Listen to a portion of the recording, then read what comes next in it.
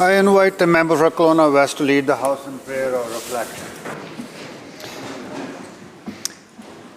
As we approach November 11th and gather here in the British Columbia Legislative Assembly, let us pause to reflect on the profound significance of Remembrance Day. Let us remember the valiant men and women who stood on the front lines to defend the principles of freedom and justice, as we pay homage to the brave souls who gave their all. Let us not only honor their memory, but also renew our commitment to the ideals that they fought to preserve. Today, we watch with sadness and outrage the current wars and humanitarian crisis around the world. May these events inspire us to foster unity, understanding, and compassion within our diverse and vibrant province. We have a shared responsibility to uphold the values that make British Columbia and Canada beacons of hope and inclusion. We acknowledge the contributions of those who have served and continue to serve. Let us strive for a future where peace reigns and conflicts are replaced with harmony and collaboration.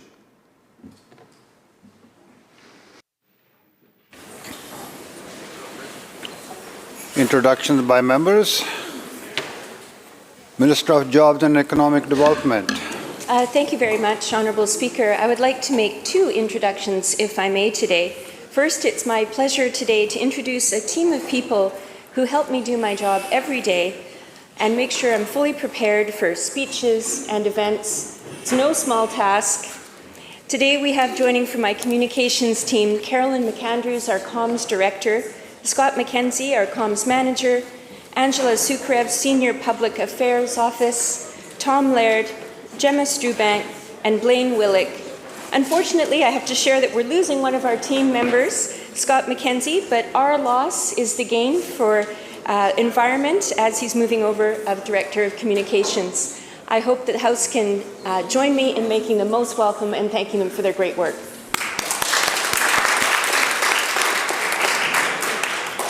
Mr. Speaker, it's my pleasure to also introduce Nancy Roper from Science World, which of course is in my riding of Vancouver False Creek, who's in the House with us today.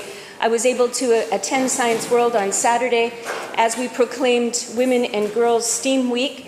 300 girls there who were doing incredible science experiments, including taking DNA out of strawberries. Science World is a great treasure for our province. They do wonderful work. Please join me in making them most welcome here.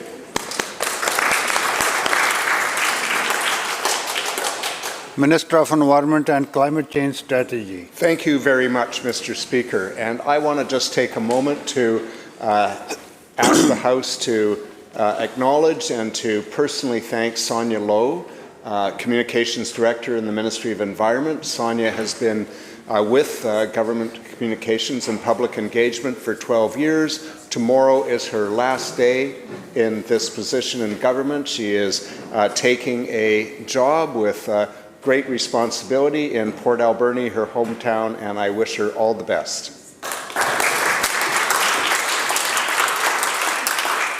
Leader of the Official Opposition. Thank you, Mr. Speaker. Mr. Speaker, today I rise to recognize the passing of a great British Columbian and someone who is a dear friend to many in this building and who helped contribute to really an incredibly great province in the world of infrastructure. Larry Blaine was someone we recruited to head up Partnerships BC. He was the president of Partnerships BC for many years and later the chair of the board.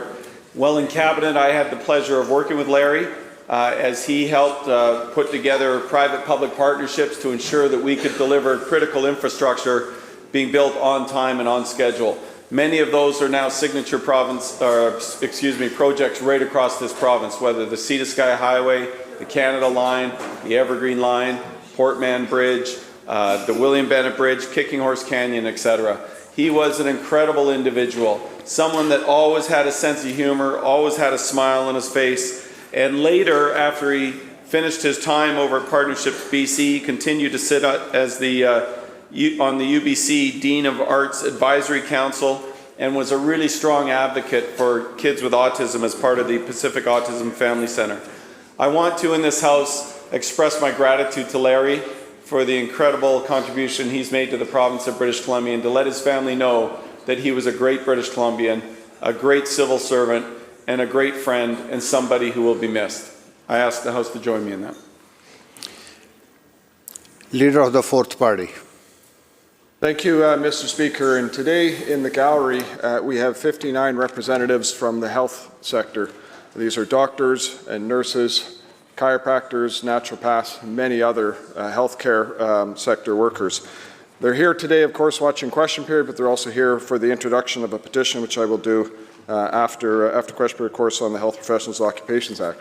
But, Mr. Speaker, there's three individuals that I want to be able to highlight here today, starting with Dr. Anna Kindy. And she is a tireless advocate for the marginalized and stigmatized people from the North Island for over 25 years. She represented Canada in the mogul skiing at the Alberta Olympics. In 1998, Anna and her husband, surgeon Peter Olson, moved to Campbell River and has specialized in addiction medicine. And I'm also very proud to announce that she is our candidate for the North Island. Would the House please make her welcome?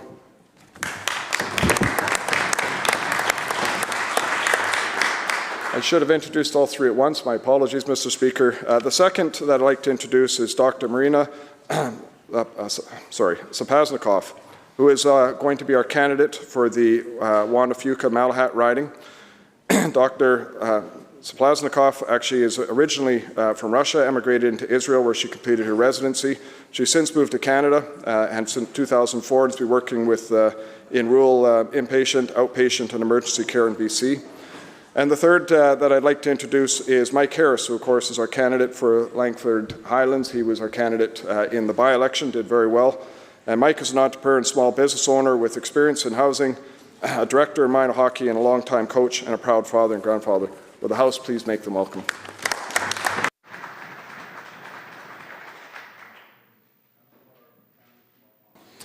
Thank you, Mr. Speaker. Today we're joined in the chamber with the newest member of our LEC team for the BC United Caucus, Shelley Frost, who comes by way of Kamloops and has acclimated very quickly to the role and is doing a great work for a great many of us MLAs.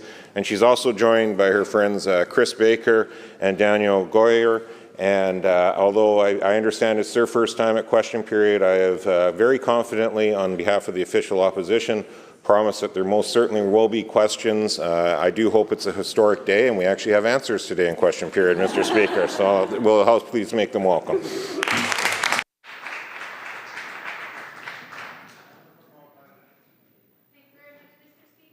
On this exact day in 1992, a bright light was brought into my life at the Kitimat Hospital at about 8 o'clock in the morning. My daughter, Amy Lee, one of the most caring, compassionate, and creative young women I know, who is also going to bless me with my third grandson in about 4 weeks, which is very exciting. We love her very much, and I would love this House to wish my daughter, Amy Lee Babchuk, a happy birthday with me. Member for Richmond Steveston. Thank you, Honourable Speaker. I am very excited today to introduce my daughter, Tilly. She is brilliant and fierce, and I am so proud of the person that she's growing into. If you could all make her welcome, I would love that. Thank you.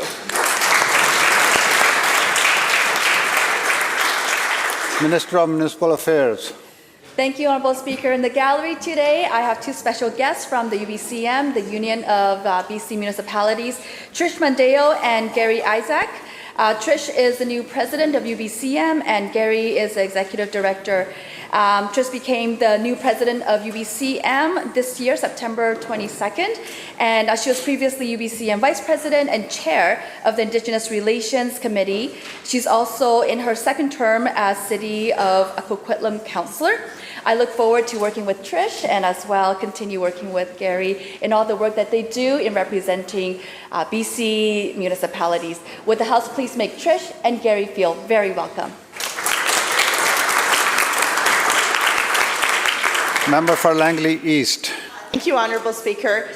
Joining us in the gallery today are a wonderful family from my constituency, the Waddells, Scott, Jackie, and their amazing daughter, Megan. In addition to having a great name, Megan, I'm pretty sure, is going to have a seat one day in this legislature. She's a brilliant and very politically minded young lady. And Scott and Jackie are wonderful business owners in our community and very philanthropic. And I'm thrilled that they're going to be coming today and joining the MLA from Langley and me on a tour around noontime. And I was wondering if the House could please join me in making them feel very welcome. Member for Courtenay Comox. Honourable Speaker, today I have two guests in the gallery from home, from Courtenay Comox. I want to introduce James Watson, who's 15 and a half, and he has 3 older sisters, so I'm not sure if that's a challenge or a condolence for him. James has a love for skiing at our beautiful Mount Washington and hockey, and joined the Strathcona Bears U18 rep hockey team. Oh, rep, yeah, this fall on defense. And James is taking a keen interest in understanding both our federal and provincial legislature this year, and is looking forward to his first tour here in the legislature, this beautiful seat of democracy. And he's also here to listen to question period. He says he's confirmed with his dad that this is the part where there's a lot of banging on desks. It's something he thinks he should be able to do in his high school class at Mark R.S. Field. I'm not sure that we've been setting a good example here. Thank you, Member. And also, James has been volunteering for the BC Seafood Festival over the past 5 years. And as people know, the BC Seafood Festival is here for us today. And it's here in particular, he's here in particular as a volunteer with his father, who's accompanying him, John Watson, who's been a part of our community for many decades now, and is a driving force behind the Seafood Festival. So may the House please join me in welcoming them here today. Member for Abbotsford South. Thank you very much, Mr. Speaker. There's actually approximately 20 guests I'd love to introduce, but I will, for time, limit that to 4. I'd like the House to welcome Dr. Stephen Malthouse. He has over 43 years of experience in various medical fields, including family, palliative, and emergency medicine. He founded the Canadian Integrative Medicine Association and the Canadian Health Alliance, and he's an advocate for non-traditional therapies and a member of the BC Riding Association Bill 36 Committee. I'd also like to welcome and introduce Jan Webb, registered nurse, distinguished nursing career of over 40 years in southern Vancouver Island, specializing in acute care and planning discharges for at-risk patients. And Dr. York Sang, Professor Emeritus of Surgery and former Head of Vascular Surgery at UBC, Distinguished Fellow and past President of multiple vascular and ethics societies, and he took early retirement due to opposition to mandatory vaccinations. And lastly, Ingrid Pincott is a retired naturopathic doctor, retired with 33 years of practice, an educator on naturopathic principles, and active in the Bill 36 committee as well. Would the House please welcome these and the 20 others, or well, I guess 16 others that also are with them, and make them feel very welcome in this House. Thank you.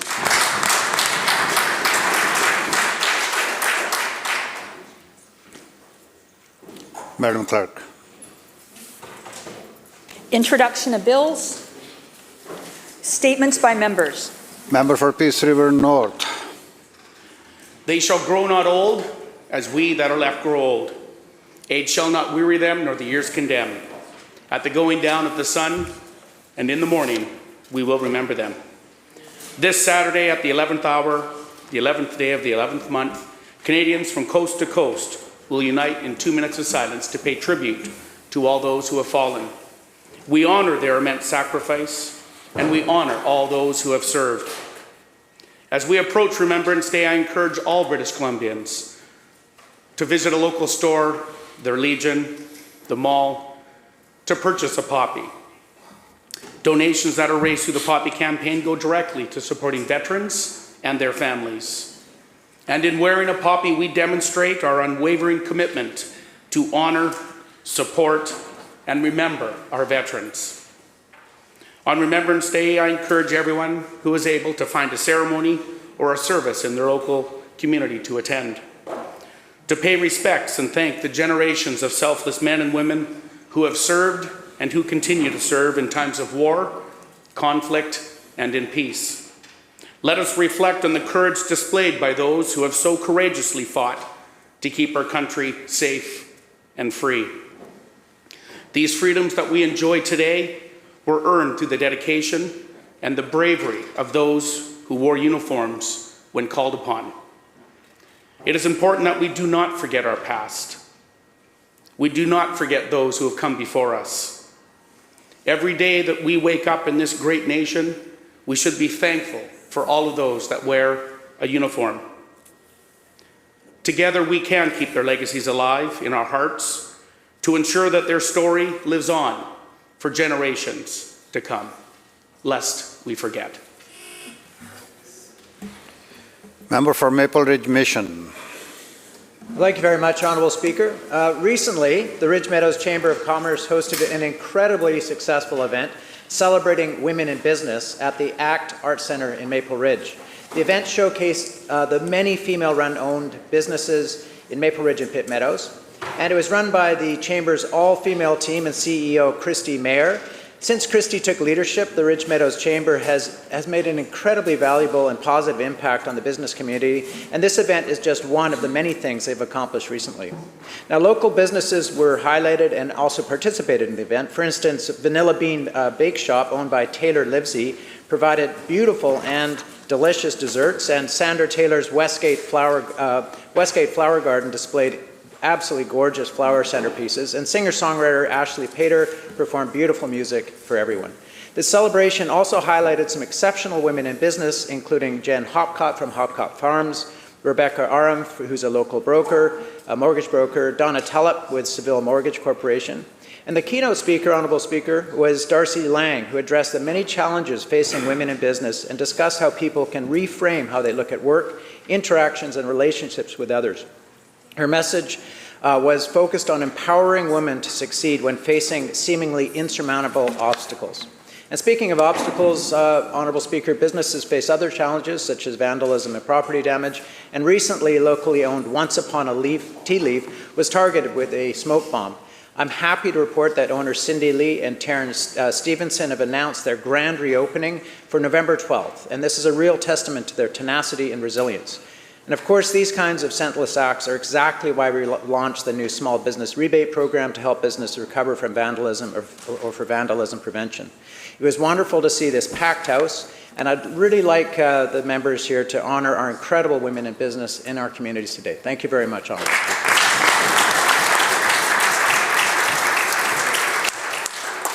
Member for Vancouver-Langara. Thank you, Mr. Speaker. I rise to recognize and celebrate Diwali, also known as the Celebration of Lights. We join South Asian communities across British Columbia. Diwali symbolizes the triumph of light over darkness. And through Diwali and other related celebrations, such as Bandi Chhor Divas, mark this Sunday, November 12th. In my community of Vancouver-Langara, across Canada and the world, Diwali is the time of vibrant celebration, a festival that illuminates not just homes, but hearts, symbolizing the triumph of light over darkness, good over evil, and knowledge over ignorance. As we mark this occasion, I'm reminded of the diversity of my community. Vancouver-Langara is a mosaic of cultures, each thread contributing to the vibrant tapestry of our shared experience. With its colorful traditions, Diwali resonates deeply with so many in our constituency of Vancouver-Langara, especially in the South Asian community. Recently, the leader of official opposition of the BC United Caucus and I, and the member from Kelowna West, participated in a wonderful gathering at the Fraserview Banquet Hall to celebrate Diwali. The recognition that even the lights that shined in Diwali are more than just decorations. They are beacons of hope. Reminder that even in the darkest of times, there's always the possibility of a light. As we navigate the challenges in our province, let us draw inspiration from the spirit of Diwali. Diwali is a time of reflection and renewal. Let us embrace the values of compassion, kindness, and understanding, building bridges that unite us in our shared humanity. As many this weekend light the Diwas and share in joyous festivities, may the spirit of Diwali inspire us to be better neighbors, friends, and stewards of our communities. Thank you, Mr. Speaker. Member for Burnaby North. Thank you, Speaker. There's a long-standing misconception that if you land a government job, particularly a federal government job, you are set for life. Decent pay, promotions, good benefits, and a great pension. This misconception has made public employees easy targets for mass layoffs, contracting out, and deregulation. The Phoenix pay system is one terrible example of downsizing gone mad. In 2011, the Harper government hired an outside contractor to develop a new consolidated payroll system. Hundreds of compensation advisors were laid off and their years of expertise lost. Since then, 300,000 federal public service workers have been impacted. Some have received paychecks that are short, some have gone for months at a time without any pay at all. More than 55,800 retirees are still awaiting the termination of their pay files, which means they can't access their severance or their pensions. Many have experienced debt, loss, bankruptcy, even homelessness. Since 2016, there hasn't been one single pay period without significant errors.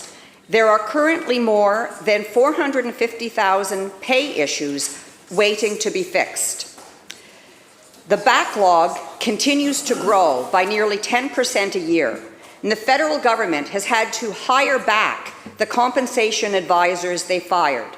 Speaker, many of these victims of Phoenix live in British Columbia, and they continue, in spite of everything, to serve the needs of our communities. They inspect our food, they process our tax rebates, they warn us about incoming severe weather, they rescue us at sea, and they support the very veterans we will be honoring on November the 11th. And they do these jobs to keep us safe. They are our neighbors, our friends, and our family members, and they deserve better respect from their employer. Thank you.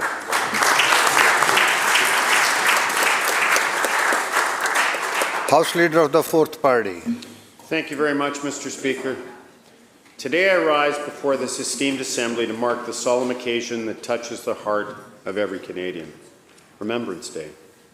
At the 11th hour, on the 11th day of the 11th month, we will pause in silence to remember the brave men and women who have laid down their lives for our sake to keep Canada glorious and free. We will reflect on the sacrifices made during both world wars, Korea, Bosnia, Afghanistan, and the numerous conflicts, as well as peacekeeping missions that are ongoing. These brave souls, from storming the shores of Normandy to defending the rugged hills of Cap Young, from peacekeeping in the Balkans to patrolling the deserts of Kandahar, have laid a foundation of courage and resilience. Their legacy is carved into the cenotaphs across our vast country, and their memory is carried in the deepest parts of our hearts. We also remember those who came back bearing the scars of war, both visible and invisible. They carry the burden of their experiences so that the rest of us may live freely. It is right and just our duty and vocation to care for these brave men and women to the best of our abilities, Mr. Speaker. This Remembrance Day, let us renew our commitment to never forget those who have paid the ultimate price to support those who came home bearing the many wounds of battle. Let us wear our poppies with pride as a symbol of remembrance and as a beacon of hope. Hope in our dark and troubled times. The poppies remind us that out of devastation of war and conflict, there is always the potential for new growth and peace. To the members of the Canadian Armed Forces serving today, many of whom are far away from home and their loved ones, we extend our deepest gratitude. By your willingness, dedication, diligence, and sacrifice, our nation is kept safe. And your service is a living witness to the memory of those who've served before you. It honors them, their families, and Canada. On this day, we stand in this legislature reflecting upon the incredible sacrifices of our ancestors and facing the future determination to uphold the values for which so many have given their lives. May God keep our land glorious and free.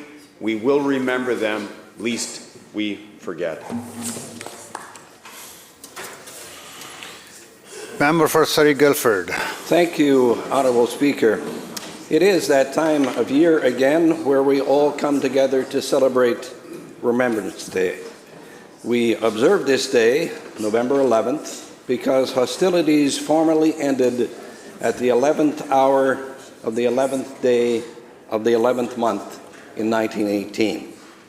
Countries of the world join each other in 2 minutes of silence at 11 as a mark of commemoration and respect. This is truly a day that deserves an observation of many countries around the world. It serves as a reminder of the sacrifices made by brave men and women in the time of war. We celebrate the day to honor and pay tribute to those who selflessly served their countries, protecting the freedoms and values that we all now hold dear. This day holds deep historical and emotional significance. It has become a symbol of remembrance for those who lost their lives in conflicts throughout all of history. It's also a way to ensure that the memories of those who fought and died for our freedoms are never forgotten. It's a time to reflect on the horror of war, the bravery of soldiers, and the impact of their sacrifices on our lives. Through ceremonies, parades, and moments of silence, we come together to honor their memory and express our gratitude. This day also serves as a reminder of the importance of peace and unity. It prompts us to strive for a world where conflicts are resolved through dialogue and understanding rather than violence. It encourages us to work toward a future where the sacrifices of the past are not in vain. As we celebrate and talk Remembrance Day, we must teach our young ones about the significance of history and the importance of cherishing our peace. It is our opportunity to remind them never again. Thank you, Mr. Speaker. Madam Clerk. Oral questions by members. Leader of the Official Opposition. Thank you, Mr. Speaker. Mr. Speaker, the NDP is planning on one of the largest tax increases on new homes in a generation. BC already has the highest tax for homes than anywhere else in this country. In Vancouver, the cost of taxes, provincial taxes on homes, represent about $644,000 in the cost of any new home being built. But Metro Vancouver's recent decision to introduce a new Metro Vancouver regional development cost charge will nearly triple the fees on new homes and only make the existing problem worse. And I have always said in this House, I keep trying to educate the members opposite, that if you want more affordable housing, you have to make it less expensive. So I'll try again. I'll try again because the Premier's repeatedly refused to ask a pretty simple question, to answer a simple question. So will the Premier step up and block Metro Vancouver's unjust tax increase of up to $24,000 for every new home being built? Yes or no? Minister of Housing. Thank you, Honourable Speaker. Honourable Speaker, the trend in this place continues. We never really know where the Leader of the Opposition stands on any issues. Every single day, there's a new issue. Every single day, there's a new position. In this case, it's rare that it's not dictated by the BC Conservatives, Honourable Speaker. Every single housing initiative, Honourable Speaker, that we've brought forward, they've opposed. We said, let's bring back more housing with the speculation and vacancy tax. Brought close to 20,000 units back. Opposed. We said, let's build more housing on our residential land. Let's allow home builders, let's allow people who own properties to be able to build 3 units on smaller lots, 4 on larger lots. Opposed. We said, let's reform the process so that if a community plan is in place, it doesn't need to go through another lengthy hearing. They opposed. Not only that, Honourable Speaker, opposed the $1 billion for infrastructure to local communities, opposed the $500 million to TransLink, opposed the $250 million for Iona wastewater facility. What does this leader of the opposition believe in? He says tax cuts for developers. That's the only thing he's offered this House, Honourable Speaker. I appreciate, Honourable Speaker, his position has changed so much, so often. We have a year to the next election. I expect it to change many times till then. Leader of the Official Opposition, supplemental. Well, thank you, Mr. Speaker. Always good to get tips from somebody who has absolutely zero experience in the home building sector. But I'll try this, Mr. Speaker. Actually, what we're opposed to are the terrible results that you've gotten after 7 years of being in government. Just to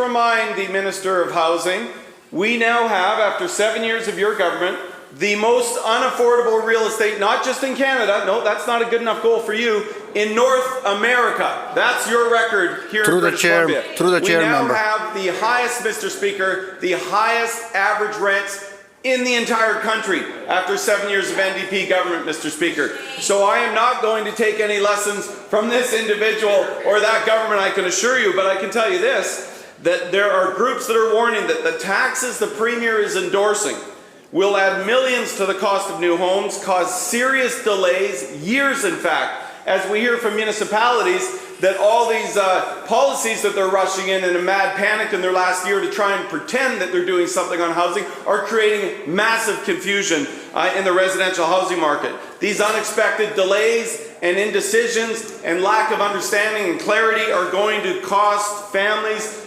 lots more as they are delayed in getting projects through the housing approval system. So instead of making housing less expensive, Mr. Speaker, the Premier is doubling and tripling down on new taxes that will only end up being paid by the people that one day hope to put a key in their front door and actually own a home in this province. So once again, will the Premier, through the Minister, make a commitment to stop these punishing charges that are stalling projects, jacking up prices, and pushing the dream of home ownership for British Columbians farther and farther away?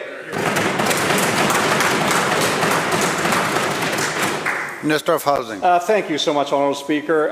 Perhaps the member hasn't been paying attention. People across Canada, across North America are applauding our government for the actions that we've been taking. Honourable Speaker.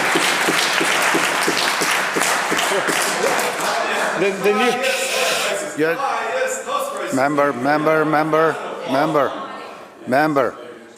Sorry, I carried away. Minister. Honourable Speaker, I appreciate that they have a position today, and I also appreciate that position may change tomorrow, and it may change the next day, it may change closer to the election, because we've seen that trend with everything, Honourable Speaker. The Leader of the Opposition, he was in favour of us taking action for the Surrey police transition until the BC Conservatives decided they were against it. Then they switched their position. They voted in favour of harm reduction measures, Honourable Speaker, until the BC Conservatives said we're against it. Then they changed their positions, Honourable Speaker. Members. Safe consumption sites, Honourable Speaker, the same thing. Members, no side commentary, please. Members.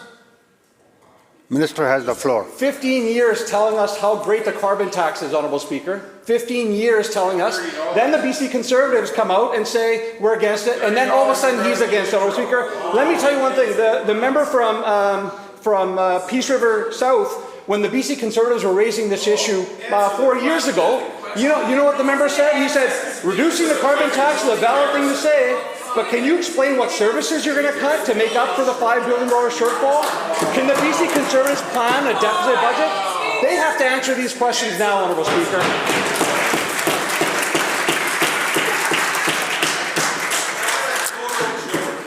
Member for Abbotsford West. Thanks, Mr. Speaker. My question is for the Attorney General, and it relates to the police investigation that we now know is taking place into the activities of the Drug Users Liberation Front. That's an investigation, of course, that relates to allegations of illegal drug trafficking, tracing significant amounts of public dollars used to acquire and distribute cocaine, heroin, methamphetamines. The investigation stems from approvals, funding approvals made by at least 3 ministers in the government.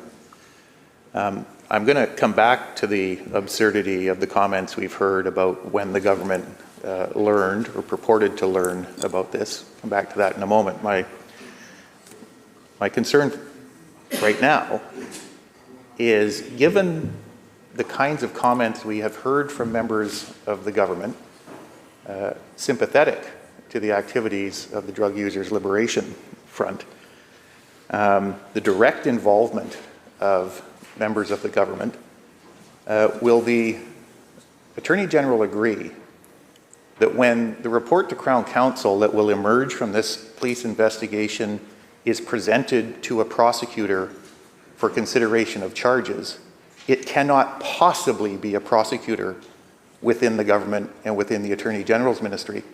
Will the Attorney General confirm that a special prosecutor has been appointed, and if not, why not? Attorney General. Thanks for the question, Mr. Speaker. I'm not going to comment here in the House on any form of investigation that the police are doing, and the member knows that that's not an appropriate forum for this conversation.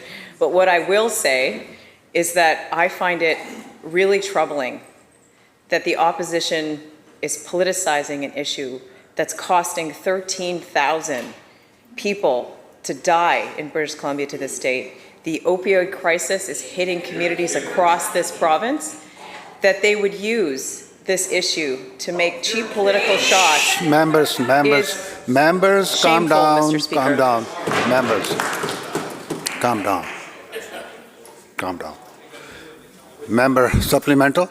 Thanks, Honourable Chair. I don't know that I have ever heard an Attorney General make the observation that it is inappropriate for an official opposition to pose questions about criminal activity in the province of British Columbia.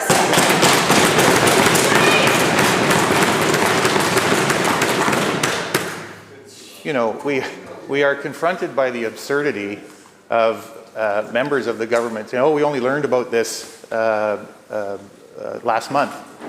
Look, the attorney was the chair of a committee that over a year ago heard evidence, quote, Dolph is buying drugs from the dark web, having them checked, boxing them up, and letting people have them.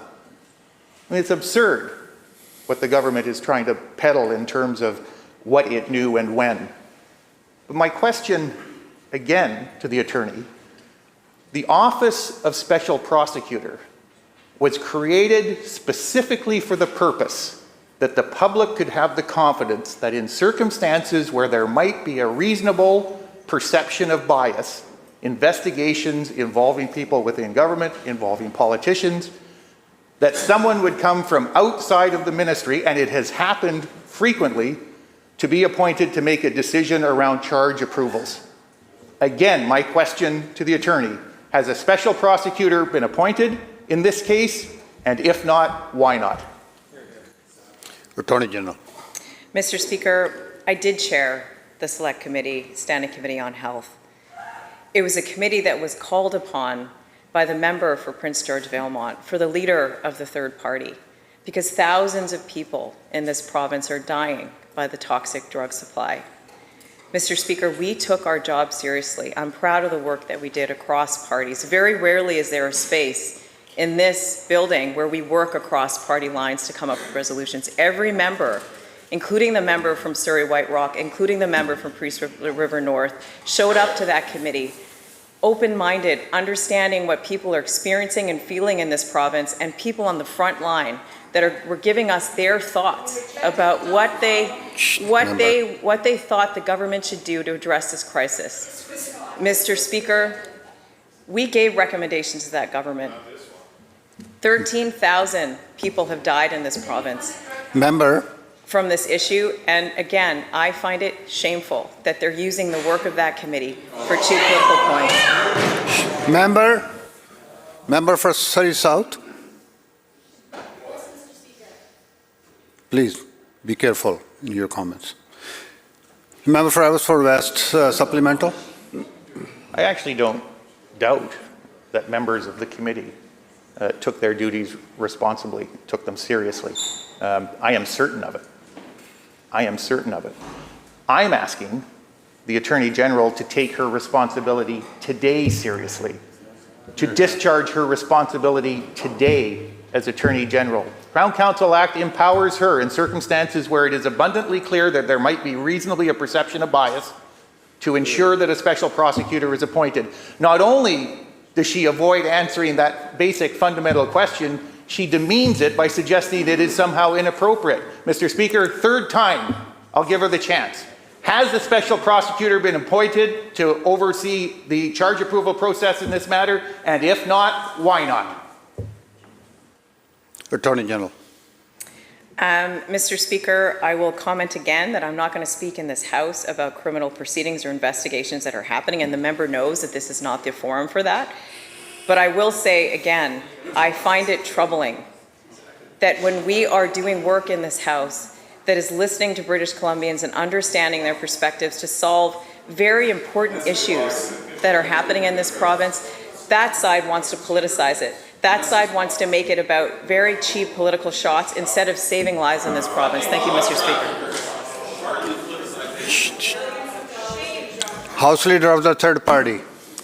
Mr. Speaker, as a result of a BC Supreme Court decision, the Ministry of Children and Family Development has a policy for new mothers who have had their children removed and taken into care to accommodate the breastfeeding of those babies.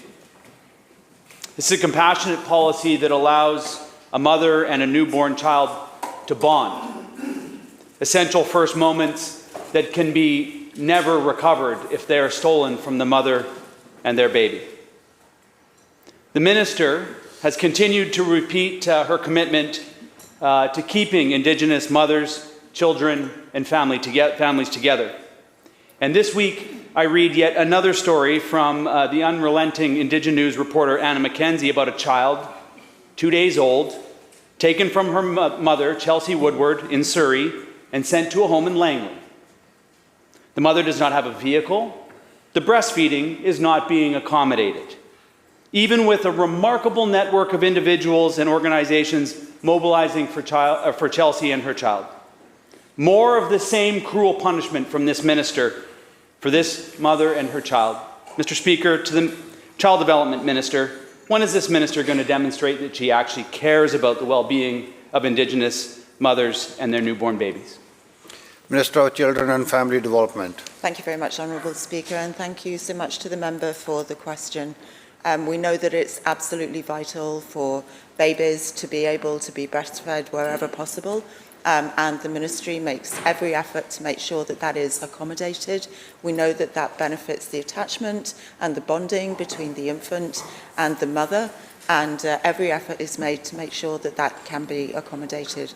Honourable Speaker, a lot of changes have been made in the Ministry in order to make sure that Indigenous families are kept together wherever that is possible, and that steps are taken to make sure that that close relationship and bonding and that sense of belonging is nurtured, because we know, Honourable Speaker, that that leads to the best outcomes for children and families. Member supplemental. Whenever possible. Human rights, whenever possible for this minister? Honestly, whenever possible. That's not what the court said. The court didn't say whenever possible. That's what the minister is saying. Mr. Speaker, I've heard how exasperated frontline MCFD workers are with their leadership, expressing they're tired and they're frustrated. This ministry needs new leadership. This ministry spends $135,000 per child per year on those children in care. Apparently not enough cash for this mother to get a ride to her child so they can experience what the courts say is a human right. an unbreakable bond between the mother and their baby. This BC NDP minister, this premier, the backbench, like the last, is propping up a child welfare system that has destroyed families, Mr. Speaker. Yet somehow, even with the blinding spotlight on this minister, her deputy minister, the ministry, they continue to deliver those stories to question period. It feels like they actually revel in this attention, Mr. Speaker. Mr. Speaker, through you to the minister responsible for the well-being of the most vulnerable children and families in this province, when is she going to do the honourable thing, fire her deputy minister, and then step down? Minister. Thank you, Honourable Speaker. And I absolutely understand the passion and the question from the member.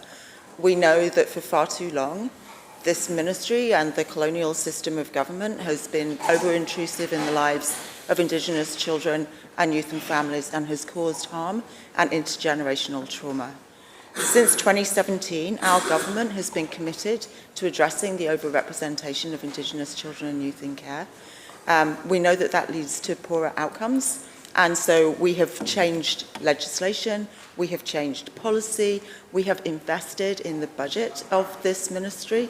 So last year, unanimously in this chamber, we passed historic legislation to support Indigenous communities exercising their inherent jurisdiction over services for children, youth and families. We're investing in young people transitioning into adulthood and leaving the government care system. We have harmonised rates so that kids who are able to stay with close family or with community are able to be supported the same way as kids coming into foster care, preventing more kids coming into foster care.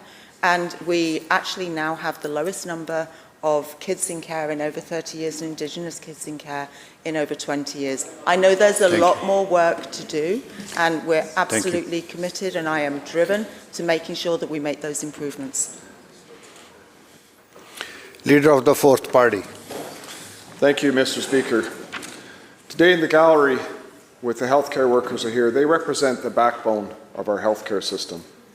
They have spent decades serving patients, serving their community, caring for the people in their communities. Many of these healthcare professionals have taken time away from serving their patients to be here today because they feel it is that important. They're concerned about healthcare. They're concerned about the fact of their shortages in staffing. They're concerned about the ER closures. They're concerned, quite frankly, about the loss of freedom in healthcare. And they're concerned about the medical tyranny that this government is putting on the control of healthcare in this province. So the question, Mr. Speaker, that I'm proud to be asking here today on behalf of thousands of healthcare workers across this province, and as well as on behalf of the members that are here present today on the Canadian Society for the Science and Ethics in Medicine, to the Premier, will you acknowledge the feedback from thousands of healthcare workers from across this province who are asking you to pause on the Health Professions and Occupations Act and return to the drawing board, or do you intend to continue down this path of medical tyranny? Minister of Health. Thank you very much, Honourable Speaker. The Health Professions and Occupations Act was passed by the Legislature. Honourable Speaker, it was the result of years of consultation. First, consultation leading to the Caton Report, then unprecedented consultation with all parties in the Legislature, then unprecedented consultation with Indigenous people. The vast majority of that consultation took place with health professionals. It had record hours of debate in this Legislature, 47 hours of debate. And as the member will know, it was supported at second reading by the Conservative Party's House Leader, who spoke in favour of it in the debate, including the important issues of transparency, which it provides for patients. We are implementing the Health Professions and Occupations Act, and we will continue to do so. Leader of the Fourth Party, supplemental. Thank you, Mr. Speaker. And it is sad the way this minister portrays this act and what it is doing in terms of healthcare in this province. And I want to ask, today at noon, we will have healthcare professionals out on the back steps of the Legislature the Conservative Party will be out joining them to talk about this issue and to talk about healthcare in this province. And I invite all members to come out and to hear their words, to hear what they'll be presenting. Because they believe passionately in this, and they disagree with this minister, particularly in this heavy-handed and tone-deaf approach as we're even hearing here in the answer here today. So my question, quite frankly, Mr. Speaker, to the Premier is, during the government's so-called consultation process that the minister just outlined, why were so many non-disclosure agreements signed with British Columbia's healthcare boards? Minister. This minister is hiding from healthcare workers. Minister of Health. Honourable Speaker, the Health Professions and Occupations Act was a result of unprecedented consultation, including, and very significantly, consultation with opposition parties, Honourable Speaker, who were involved in its development. Honourable Speaker, the Legislature is responsible for the law, but everyone was involved in its development. One of the really important principles that all members, the member for Cowichan, the leader of the third party, the member for Kelowna Lake Country, who represented their caucuses in those discussions, was the importance also, in a time when we've had the In Plain Sight report, of consulting with Indigenous people. So not only was there unprecedented consultation with the broader community, with health professionals, with opposition parties, and a very significant debate in the Legislature, Honourable Speaker, but there was significant consultation with Indigenous people that is reflected in this Act. I think it's an extraordinary thing. The member asked about noon today. At noon today, I'll be with ambulance paramedics. We have 1,000 more full-time ambulance paramedics in BC than we had in 2017. We'll be expanding services, including in the member's riding, this afternoon, Honourable Speaker, to ensure that people in British Columbia, especially in rural communities, get support for health professionals. We have added more nurses, more doctors than all the other jurisdictions in Canada in the last several years, Honourable Speaker. In the last Canadian Institute for Health Information report, we added 6.7% more nurses. They went down in Alberta, Honourable Speaker, because we, Honourable Speaker, in BC, Honourable Speaker, support our health professionals, support science, and support our provincial health officer. Member for Prince George Valemount. Well, thank you very much, Mr. Speaker. And I well remember the 47 hours of debate where this side of the House stood up and opposed the bill. We did it in appropriate ways. We voted against it. I would point out that the member who just got up and spoke did not speak at all to the bill when it was in the Legislature. So it's important to set the record straight. For 17 months, we have been calling for an all-hands-on-deck approach, including the return of unvaccinated healthcare workers to align with the rest of North America in our province. And yet, this NDP government stubbornly refuses and continues to fail in addressing a worsening healthcare crisis. I'll bring this situation to the minister's attention, and he knows well that the doctors at Vernon Jubilee Hospital have actually issued a public warning. And I will quote, "With the planned closure of Vernon's last remaining walk-in clinic, 120 patients per day will now be left with limited options for their primary and urgent care needs." End quote.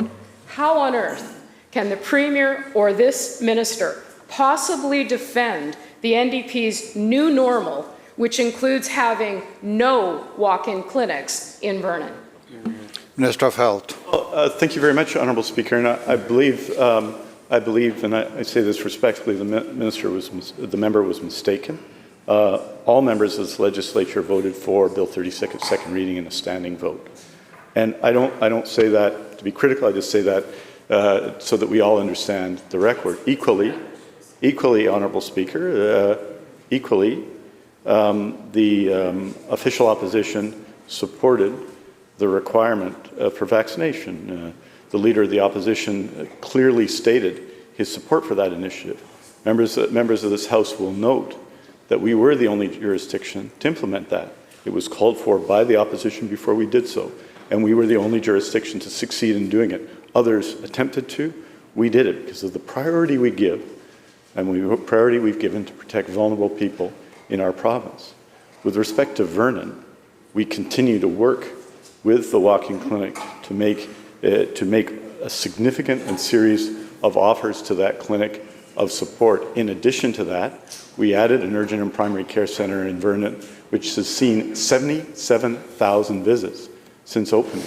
Honourable Speaker, we also have in Vernon a primary care network, and we'll have more opportunity to talk to that on the next supplementary. Member supplemental.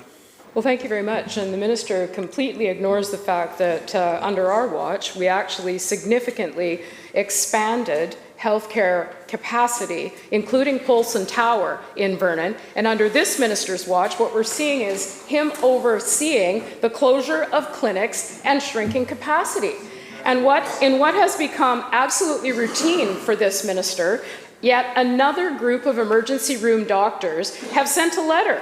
They have taken the extraordinary step of having the courage to speak up and send letters to this government. They released a public letter warning that the ER cannot manage the overflow of 120 additional patients every single day once the walk-in clinic shuts its doors. Dr. Chris Cunningham, who runs the soon-to-close Sterling Walk-In Clinic, said this week he has been met with total silence from IHA and the Ministry of Health since September.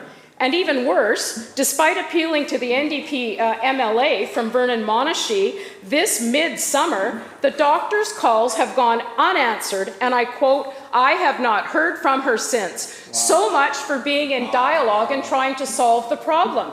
How can the minister, day after day, stand in this chamber and defend the NDP's new normal of a healthcare crisis, which is actually seeing patients finding worse outcomes every single day in this province? Minister of Health. Honourable Speaker, to correct the record again, Honourable Speaker, in contact meeting with Dr. Cunningham September 24th, Honourable Speaker. Most recent meeting with doctors at the clinic November the 3rd, Honourable Speaker. As part of the ministry's effort to keep the clinic open, this is the answer to the question, Honourable Speaker and Honourable Member, and I'm happy to do so. We have already offered bridge stabilization funding that was accepted in February and in August for this clinic of a total of $76,000. In addition, the following solutions were outlined and rejected. The longitudinal payment model with a grace period until March 31st, 2024, offered and rejected. Ministry of Health walk-in clinic stabilization contract until March 31st, 2024, offered and rejected. The Shuswap North Okanagan Primary Care Network, which was created by this government, Honourable Speaker. Remember in 2009 they were promised by a previous Minister of Health primary care networks. They delivered none. And Honourable Speaker, the Shuswap North Okanagan Primary Care Network offered a same-day access contract and extended hours. Not us. Something led by the Division of Family Practice with Vernon physicians. Honourable Speaker, if we want to talk about that, offered and rejected. The stabilization offer is still on the table, Honourable Speaker, and we are going to continue to work to expand healthcare services for people in Vernon, and I'm telling you, the person who's advocating most for that is the member for Vernon-Monashee.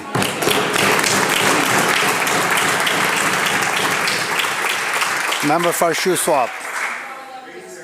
Honourable Speaker, the reality is that there's a severe healthcare shortage. Nurses are stressed out, burnt out, unfilled shifts. We have emergency rooms being closed. Mental disorder claims for the healthcare sector up 500%. 120 patients a day will be without any options.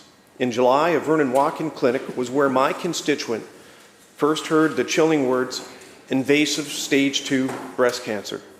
Post-operative care has also been an absolute nightmare. A 17-week wait for radiation therapy. Cancer is a disease that cannot wait, but my constituents' critical radiation therapy is delayed well beyond the recommended life-saving 4-week window. Can the Premier possibly defend this NDP new normal of a total lack of access to basic health care in our province? Minister of Health. Thank you very much, Honourable Speaker, and thank you to the member for his question. And the member knows when people bring matters to my attention, I always respond to those issues and always respond to individual issues that are brought by members of the opposition because of my respect for that process. And obviously, Honourable Speaker, with respect to Vernon, we have made significant investments in primary care in Vernon. There wasn't an urgent and primary care centre before. there is now 76,000 visits. It's one of the most popular urgent and primary care centers in all of British Columbia, Honourable Speaker. There's a primary care network, something the previous government failed to deliver for the people of Vernon. They promised it, and they delivered zero, Honourable Speaker. And with respect to what we've done in Vernon, the Shuswap North Okanagan Primary Care Network, Honourable Speaker, has received approval for an operating budget of $12.8 million for 75 FTEs, clinical resources. Primary care networks across BC have added 1,600 healthcare workers to our province. We're going to continue to invest in a public healthcare system that responds to the needs of people and support our healthcare workers. And I, Honourable Speaker, met with all of those doctors in Vernon at the Vernon Jubilee Hospital when I was there in the summer, and I'm going to continue to work with them to find solutions to all of the issues for the people of Vernon and everywhere else. The bell and the question period. Leader of the fourth party. Thank you, Honourable Chair, and I rise today to present a petition, and this is on behalf of the 17,500 signatures that we presented last spring. These are thousands more petitions in the form of postcards that will be going to every member in this legislature. And the petition is an effort that was led, of course, by many of the frontline healthcare workers, the doctors, the nurses, chiropractors, and many others that are so concerned about the new legislation that is going to be implemented this year. So thank you, Mr. Speaker, for presenting this position. Thank you. Member for Peace River North. Thanks, Honourable Speaker. On behalf of Jason White of Fort Nelson, the residents of Northern Rockies, request a carbon tax refund or removal on home heating. We have 200 signatures, which is significant for the small town of Fort Nelson. The request is based on economic factors, long cold winters, forcing people's dependence on natural gas and diesel for heating. Attorney General. Mr. Speaker, I rise to table the 2022-23 Annual Service Plan Report for the British Columbia Family Maintenance Agency, revised November 2023. This 2022-23 Annual Service Plan was publicly released publicly released on August 30th, 2023. However, due to administrative error, the incorrect year's financial statements were appended to that report. I table this report today, which appends the correct year's financial statements for the year ending 2023. Madam Clerk. Orders of the day. Government House Leader. Thank you, Honourable Speaker. In this chamber, I call continued second reading of Bill 46, the Housing Statutes Development Act, Financing Act. In the Douglas Room Committee, I call Committee of the Whole Bill 41, Forest Statutes Amendment Act, and third House, Committee Room C, called Committee of the Whole on Bill 43, Money Judgment Enforcement Act. Committee chairs.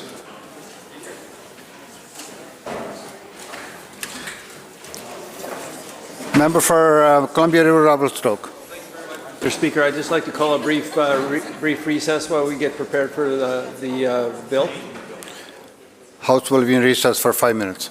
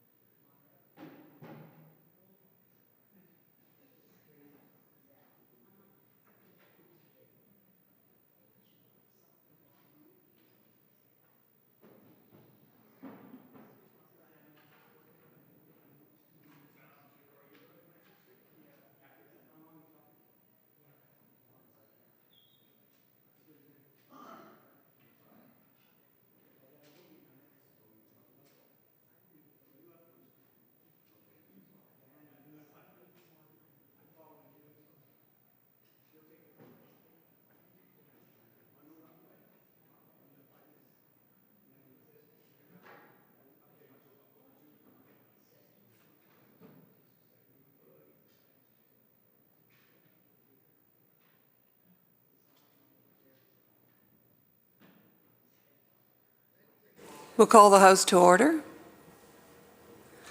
Recognizing the member for Peace River North. Thanks. Thanks, Honourable Speaker. Happy to continue my remarks from last day on Bill 46, the Housing Statute Development Financing Amendment Act. And I'm going to start with the one line I think everyone's mentioned it. It's been mentioned in this House numerous times over the past few years. And it's a really simple concept. If we want to make housing more affordable, we need to make it less expensive. And it is that cheap, that easy of a concept to work toward affordable housing solutions in British Columbia. However, what we have seen this government do is the opposite of that, with fees and costs and taxes, red tape, barriers, on and on and on, are being added to the upfront costs of homes that we so much need to be building in this province. It is mind-boggling that the very simple concept of making the cost of building a home to bring down the cost to purchase a home is not being followed by this government. And Bill 46 is one such piece of legislation, as I remarked yesterday, that adds more costs up front.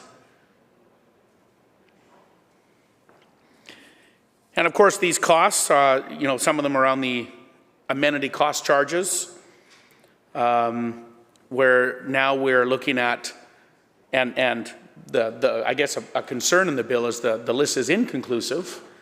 We're not really sure what it's going to look like, but the costs now will be put on to a home to cover community and youth or seniors care centers, recreational or athletic centers, libraries, daycare, public squares and meeting places, down the path of policing.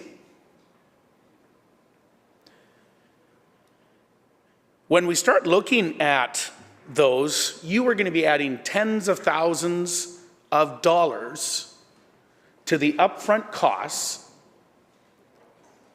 on building a home.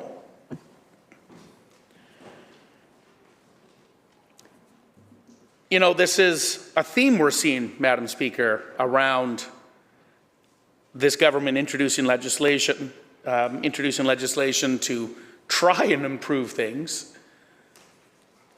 But it's, again, the results that we're seeing at the other end. Fail after fail after fail, and we're hearing it. Recently, like just in the last couple of days, talking to some builders, we've seen a fury of housing legislation come forward. Lots of it not necessarily lined up. And when we start seeing all of these changes and these recommendations and this bureaucracy and the amount of regulation that is left in that these bills leave open, contractors and builders across the province of British Columbia are almost at the point of throwing the towel in because of the uncertainty. The uncertainty of they're not even sure how all of these, and we're looking at 5 or 6 pieces of housing legislation just in the last few weeks. Big pieces of legislation. Communities and municipalities haven't even had the chance to digest how these are going to impact, nor have contractors and developers. And when we add that on to the plethora of other things that this government has done to make this province not very attractive to do business in, to build in, to invest in, we are going to start seeing a lot of license plates heading elsewhere. And that heading elsewhere is to other jurisdictions other than British Columbia, whether it be Alberta or beyond. And that's a real worry when I think about my own kids and where they're going to grow up or raise their families. They're certainly not going to be able to afford a house here under the current projections in the Lower Mainland, even here in the South Island. I mean, we've already seen the numbers. 78% of young people have given up hope on ever owning a home. 78% of our young people in British Columbia have given up hope on owning a home. That's shameful, Madam Speaker, absolutely shameful. There was a time not so long ago, even when I was younger, certainly my parents and grandparents and beyond, you got out of school, you started building toward that dream, that hope of owning a home. That has been snuffed out by this government. Especially when you're looking at a single-family home in the $2 million range in the Lower Mainland. $2 million. As I said yesterday, when I was a young person, in my mind, $2 million, that's where the movie stars live. When I was younger, a $2 million home. Now a $2 million home, hard to get you anything in Vancouver. Hard to get you anything in most of the Lower Mainland. How can we, and how can the government continue to throw these exorbitant fees and taxes and red tape in front of this to discourage people building homes to alleviate a problem that we know we have? Not enough homes. I don't understand, Honourable Speaker, how the government is thinking, how this improves someone moving into home ownership in this province.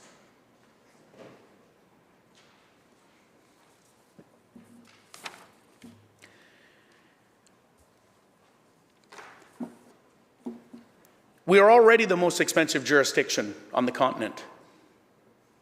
We heard that today during question period. It doesn't matter if you're looking at fuel costs, you're looking at, and they're all connected, of course, groceries, education, post-secondary education. The list goes on and on and on and on. And that list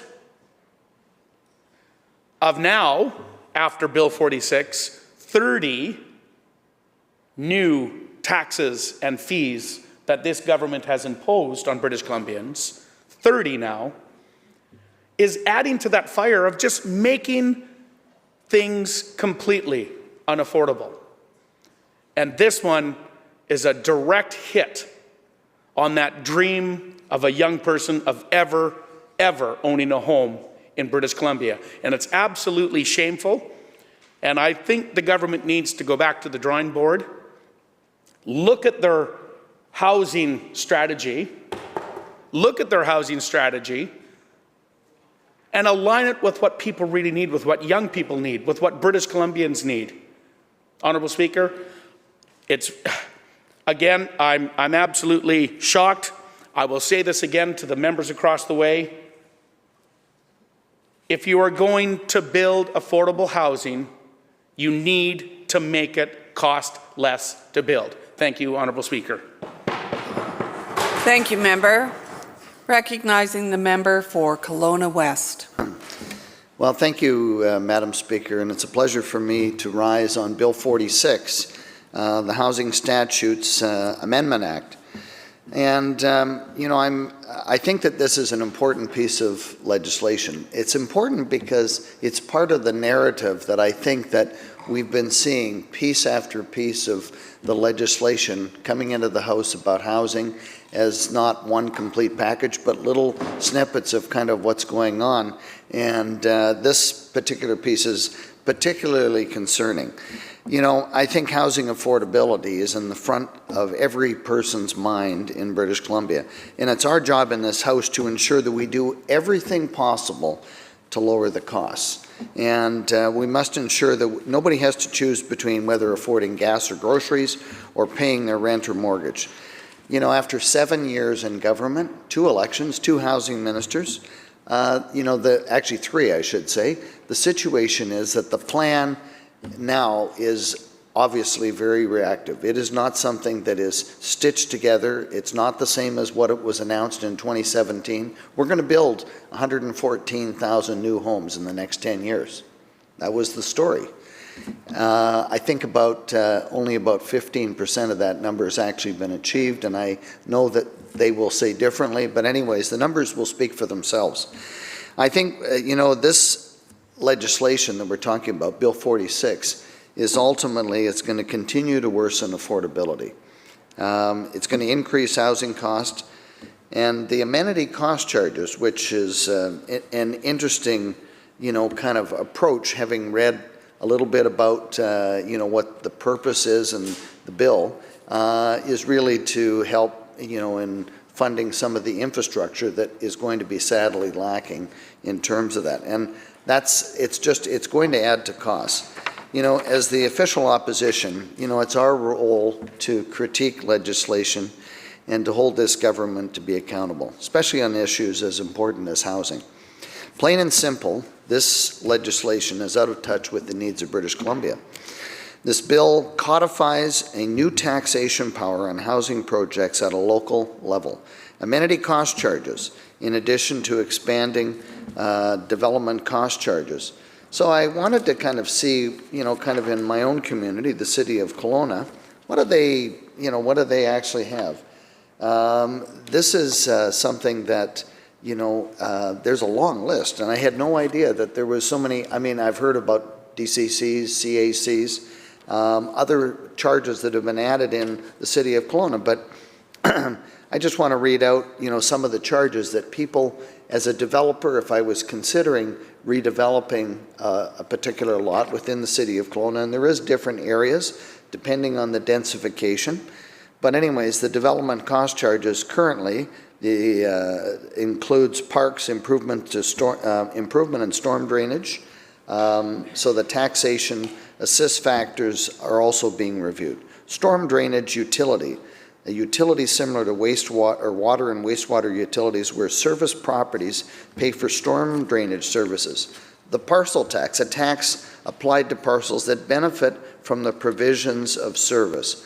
Local area services, which we know if we want, curb and gutter or sidewalks put in, that's one of the things that we would do. So it's a tax or charge benefiting specific property owners for service upgrades, which I just mentioned. Fees and charges, potential increases to the set of fees and charges collected from those who benefit from the use of the service as per the rate established in the fees and charges bylaw. Community amenity contributions are amenity and financial contributions provided by property developers to pay for the impacts of growth on the services when City Council grants development rights or individual units and floor area through rezoning.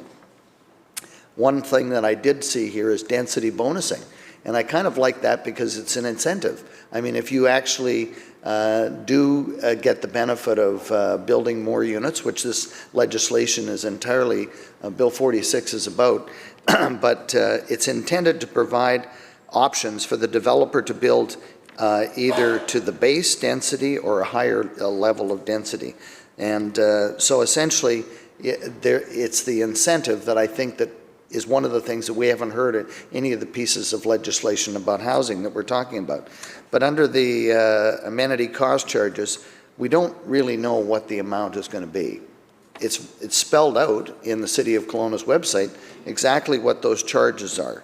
So, you know, this amenity cost charge is in addition to some of those. There's also infrastructure levy, long-term capital borrowing, provincial and federal grants. These are all the overview of options that they have in the city of Kelowna. So let's just talk about what it costs. We heard today in question period that the cost before you even start doing anything on a piece of land in the city of Vancouver is close to $650,000 for a single family home. That's a lot of money. I mean, that's the starting point before you've paid for the land or built anything on it. It's no wonder that the homes are, you know, a starter home is $2 million in Vancouver. How are we going to get around that? Where's that money going to? What's it funding?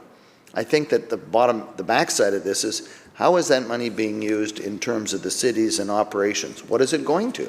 I think that everybody that's a taxpayer, although it is transparent in budget, etc., I think that when it comes to the amenity cost charges under Bill 46, what are the charges going to be? So in the city of Kelowna, just to give you an idea, just for roads, and I'm going to give you a couple of examples here. A single detached residential at 15 units per hectare, and I know that in here it talks about a much larger number as what they want. But in Kelowna, it varies, and depending on where you are in the city, from $27,352 for a single home down to a low number of $11,903. If you move up, they have different rates at 35 units per hectare, 85 units, and then greater than 85 units per hectare. And that ranges, in that case, where you're in the most dense area of $16,745 down to a low of $7,287. So the reason I mention those numbers is the fact is that in this situation where we're talking very high density, we're talking about up to 6 units on a particular large lot, maybe more, but just in terms of that, you can see what type of contributions are being collected, etc. Now, where is that money going to go? We know that we've heard all sorts of deficiencies in terms of water, sewer, parking, those type of things. And I don't know exactly how the money is going to be spelled out to be used under the amenity cost charges, but it is an additional charge that's going to be charged on housing. In the city of Kelowna, if you build a carriage house, which is just the simplest, like an addition, you'd have to pay as much as $10,349 to add that house just as part of the DCCs. And that's only for the roads.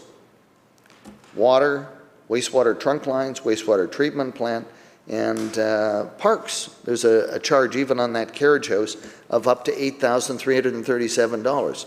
So by the time you're finished, I mean, you're going to be north of $20,000 just to have the permit to build a carriage house at the back of your property.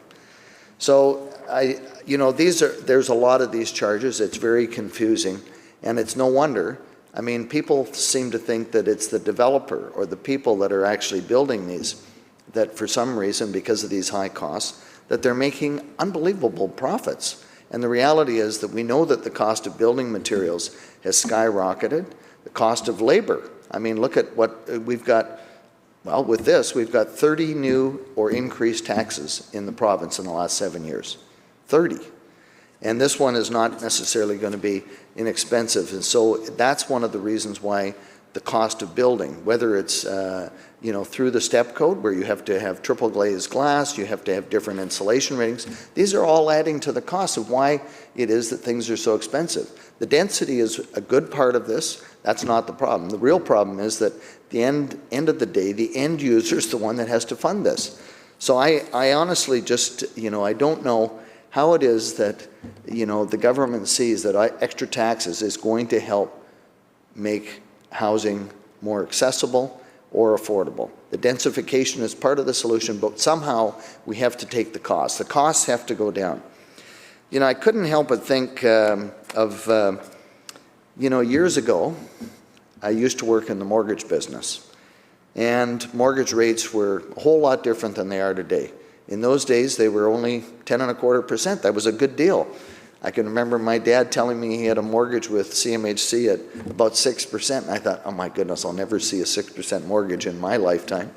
Little did I know that rates would go as low as they have. They're back up to, when I was checking yesterday, around 7% on just a standard mortgage with TD Bank or whatever, But I think the thing about it is, we're talking about, I was having a conversation with my colleague from in the Caribou, what a home in Williams Lake, what an average price would be. And he said about $500,000.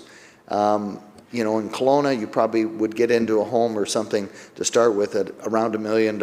In Vancouver, we hear the numbers too. That's a lot of money. So I'm just going to tell you, if you were the buyer and you were, let's say that you had, I don't know, enough cash to put a down payment in Kelowna, I don't know, where would you get $400,000? I have no idea.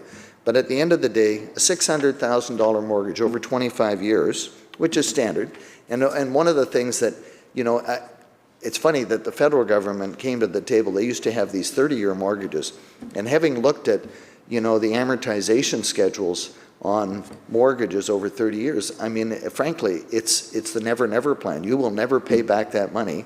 I mean, it's such a small amount that's going to principal, but they reduced it to 25 years. And so at an interest rate of 7%, that's going to cost $4,202 per month is what the average homeowner that takes out a $600,000 mortgage, which, I mean, if you had the down payment, it doesn't sound so bad. But how many homes are we talking about that are in the Williams Lake price range? Not many. And I think that one of the things that we're talking about is we quickly forget, and this is why in Bill 46 it's important, this is adding to the cost of what people actually have to pay out. And it's no wonder that costs are going up. Why are groceries going up? Well, the trucks that are driving along and, currently paying all the taxes, the carbon tax that's set to double in the next 7 years, it's $65 a ton today. The increased cost that the driver or whoever is filling those trucks, et cetera, is going to be added on, et cetera. We know that equation, but the point I'm really getting at is you have to stop somewhere. You can't keep adding costs. If you do that, you basically price everything out of the market, and people just frankly give up, and it's no wonder. I was looking at another calculation because the average rents in Vancouver are about $3,000 a month. And I'm thinking, what type of income would it take for an individual? And I remember mortgage or rental rates when I moved to Calgary in the 70s was, we split an apartment, it was $170 a month furnished. But today, I mean, at $3,000, if I split that with somebody, I'd still have to come up with an income level to pay for my share. If I'm using the same principle, 30% gross debt servicing ratio, 30%, then I should be, essentially, I have to make $52,000 a year just to be able to afford that $3,000 a month apartment and sharing that with somebody else. So two incomes of $52,000, we need over $100,000 of gross income to pay for that rental apartment. How many jobs are out there that are paying $52,000 a year? Frankly, I don't know. I mean, I think that, it's no wonder that people are tough or that they find themselves in a situation where they're sharing a couch or they're couch surfing or staying with family or whatever it is. The reality is that things are out of balance here. So, excuse me. So, if the member would the Minister of Education. Sure, no problem. Madam, I seek leave to make an introduction. Is leave granted? Madam, I just see a group of students here. They are from H.J. Camby Secondary School. They have just joined us along with their teacher, Elisa Wood. Would the House please make them feel very welcome? Thank you. Kelowna West. Thank you, Madam Speaker. Getting back to Bill 46, it's all about the costs. It's insanity. It's just we can't keep going around where we keep adding cost to it. Cities like the city of Vancouver that's just added this new, tripling development cost charges, it's going to amount to an extra $24,000 on a single-family home. Already on that $650,000 that we've heard about all the servicing costs that the city expects. You know what? We've got to stop this treadmill, and that's where this bill is not. It should not be supported. This is not the right approach. If it was an incentive-based system, maybe it would give people, the ability. Give them a break and give them some reason to densify their lot. Instead of having one home, let's put, 5 or 6 units on there or whatever, whether it's even a carriage house. But we can't keep, kind of adding to the cost of this. So anyways, I just, if I was a single person trying to afford that rent of $3,000, I'd have to be making $62.50 an hour. I'm not certain how many jobs are $62.50 an hour. So, the government, they talk about housing. And I mean, these are all ideas. I could see us sitting around a round table and, kind of ideas, but the ones that we've got to put into action, we've got to get results. And the situation is that if we want more housing, we have to make it more affordable. It can't just keep driving up the prices, as we've seen, and it just continues. It's circular, and it's not going to help anybody get into housing. And the real, I would say that, this bill, passing it on and stuff like that, is the wrong way to go. Look at the, we talk about the costs of the servicing. I mean, they've put out a number of $51 million for, and I don't know how that number was arrived at. I could see it if it was billions, not millions. But the fact is that that's what type of servicing is going to be needed out there. I think I read this morning that the federal government has perhaps even suggested it might put some money into British Columbia, and the province is considering even putting legislation to block that money from going to homeowners. I mean, if that really is the case, we've lost the plot here. So I kind of think that, if this is really great legislation, why isn't the government member standing up and speaking to this about how great these charges are going to be? Well, they should. They should get up and defend it, right? I mean, the ministers got up and introduced the bill. These charges bring back a tolling system of sort. I think you might remember that back in 2008, there was a toll on the Coquihalla. I happily paid it every time I drove by, trucks and whatever, but we took that toll off. And I know that the government took the toll off the Port Mann Bridge, which they, I mean, I'm not certain it was constructed properly, but these are a form of tolling on these developments or whatever. And the fact is that it's not any different. The money has to come from somewhere, but the idea that it's hidden and it's incestuous, I read out that long list from the city of Kelowna about all of the charges that they have, and I'm sure that if I dug deep enough into the city of Vancouver, I could find out where that $650,000 comes from. But anyways, due to this Bill 46, a new home built next to provincial highways and interchanges could also face another tax, which could be to do with the fact that, with the control that the government brought in with Bill 16, where essentially around transit infrastructure, they want densification. Totally agree with that. That's a good thing to strive for. But is there going to be additional charges just because they now have the authority to go in and maybe expropriate, do whatever they have to do? If it's a new subway station or for a SkyTrain or whatever, well, then it makes perfect sense. They're putting in government dollars, they should be able to do that. But the bottom line is what we don't want is we don't want the transit infrastructure, highways, etc., just because within 800 meters of the center line on Highway 97 running through Kelowna, all of a sudden we've got a charge. And I know that the speaker has many highways running, and her 800 meters pretty well takes in virtually every town or community that we live in. So I kind of see this as kind of backdoor legislation. We're not getting the full picture. We know that we've got increased densification that's mandatory now. The zoning approvals, et cetera, have been taken away. No public hearings. And now we have these extra cost charges or whatever, which is kind of maybe an explanation of how everybody's going to fund this. So, I mean, I look forward to the fact that, this is not well thought out, and I hope that we get a chance to maybe make some amendments to this to make it thoughtful and really come up with solutions that are going to help increase the housing stock without driving the prices through the roof, which it already is, but we've got to find a way to do that. So adding more cost to the construction of homes is counterproductive to our goals in this chamber, because we want to create housing, and I don't think you'd have any opposition from anybody in this House. But unfortunately, this is what we've come to expect from this government. In 7 years, what are the results?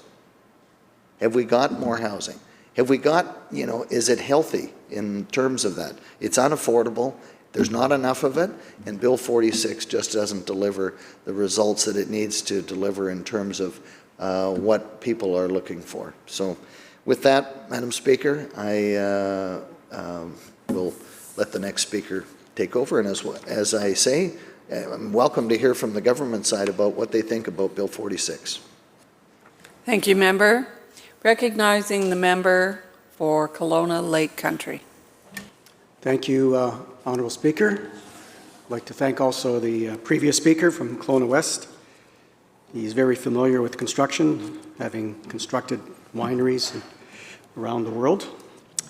I'm going to come from a different perspective, Honourable Speaker. I bring to the conversation a little bit of knowledge on home construction. Before becoming an MLA, I was president of a nonprofit housing company. We built over 200 first-time entry-level housing for first-time home buyers, and we sold them at 25% below market. Very successful. We are proceeding with a project in Kelowna under the same kind of conditions. So what I'd like to do is talk a little bit about the bill in general to start with, go through some of the specific clauses that I would encourage government and the minister to have a look at. In this place, we obviously know the bill will pass. Government has a majority. And usually opposition amendments don't go very far. But if the government chooses to bring in some amendments, that, of course, would go a long way in making the bill better from my perspective. The bill itself is trying to achieve, I believe, a goal of everyone in this legislature, as the previous speakers have said, about increasing the supply of housing that's affordable to British Columbians, including housing that's rental and housing that's owner-occupied. But we must, I believe, look at the bill and see, is it going to help with that goal or make it worse? And as the previous speaker has made a good case, and other speakers have as well, adding amenity cost charges to a development only increases the price of that development. Now, it's a choice between adding the cost charges to the development, in other words, to the home buyers or renters, because they're, at the end of the day, have to pay the price. The developer's not going to pay it. They'll only temporarily pay it and pass that on to the renters or the buyers. It's a choice between them paying for it or the city, the municipality, or the regional district paying for it. In other words, making all taxpayers in the area pay for it, or some other level of government, province or federal government. But as we frequently say, at least on this side of the House, there's only one taxpayer. So someone's going to pay for it. And I think the best way to make sure that we can increase the supply of housing that's affordable is to lower the cost of building the housing. That includes not only land costs, but also construction costs where possible, and of course, taxes and charges. This flies against that. This legislation is not conducive to lowering the cost of housing, rental or owner-occupied housing. And I would suggest that it'd be better slated with a little more expansion in some of the clauses to make it passable. Because as it is right now, I think it's too narrowly focused on increasing the cost of housing instead of trying to find a way to lower the cost of housing. So my colleagues have already said that we have some of the highest rents in the country, $3,000 a month in Vancouver. A townhouse is up to 33% to $1 million. A single-family home is now approaching $2 million. And the Premier could have the opportunity of blocking Vancouver's tripling of development cost charges, but so far, no action on that. So I think we made a pretty good case that what's happening right now in BC is not conducive to lowering the cost of housing with all these development cost charges and these amenity charges. Instead of increasing taxes on housing, we should step to the plate and look at infrastructure funding and jump-starting the development of new homes. So at this point, I'd like to go over some of the clauses in the bill, because those clauses, if amended, would provide some opportunity to meet the goal of reducing the cost of housing. The first piece that we need to look at when you're looking at the cost of housing is the cost of land. Land costs on the construction of a new home or a new project are the first piece that developers, whether they're developing a single carriage home or they're developing multifamily large complexes, the land cost is the first cost. And in particular, I want to maybe grab the attention of the finance minister on this one, because this is within the realm of the finance minister to repair. If you are a person with land and you want to help a nonprofit, for example, develop the land for entry-level housing, nonprofit entry-level housing, when you transfer the land to the nonprofit has to pay property transfer tax. When the nonprofit then builds the units and sells those units to first-time buyers, as long as the threshold is met, which is, I don't know, around $500,000 these days, but what can you buy for $500,000? As long as the threshold is met, there's no property transfer tax being transferred to there. But there is a property transfer tax from the landowner to the developer, which is not waived. So essentially, all these first-time buyers, if they could find a home for $500,000, still have to pay property transfer tax, right? And you would like me to continue later? Oh, okay. So I'll reserve my place. It's, we have an introduction, I think. Oh, is that what this is? Yes. Somebody behind me, obviously. Yes. I will recognize the member for Richmond, Queensborough. Madam Speaker, I seek leave to make an introduction. Is leave granted? Thank you, Madam Speaker. House, I have the great privilege of welcoming students, grade 10 students from H.J. Canby School, which is in my riding. They're here looking at our incredible building and finding out all the things that we do here. I also want to recognize Mr. James Lowe, Ms. June Sanders, and Ms. Alyssa Wood, who have been so kind to bring them here. Would the House welcome them, please?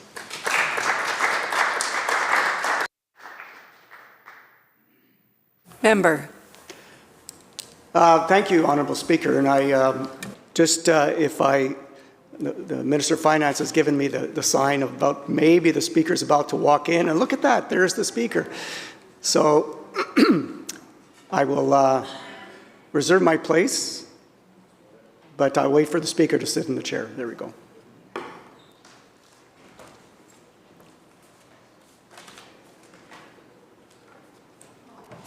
Member, continue. I will reserve my place and move that the House adjourn. Member, you heard the question. All those in favor? No, sorry. Adjourn the debate, please. Adjourn the debate.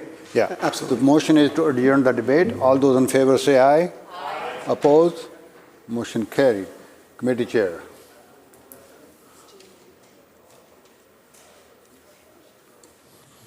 Mr. Speaker, Section A reports progress on Bill number 41 and asks leave to sit again. When shall the committee sit again, Government House Leader? This afternoon. So ordered.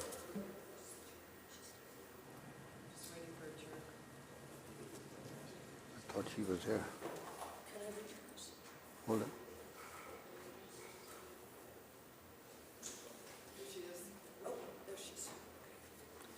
Committee Chair. Mr. Speaker, Section C reports progress on Bill number 43 and asks leave to sit again. When shall the committee sit again, Government House Leader? Next sitting. So ordered. Government House Leader. We now adjourn. Member, you heard the motion. All those in favor say aye. Aye. Opposed? Motion carried. This House stands adjourned until 1 p.m. today.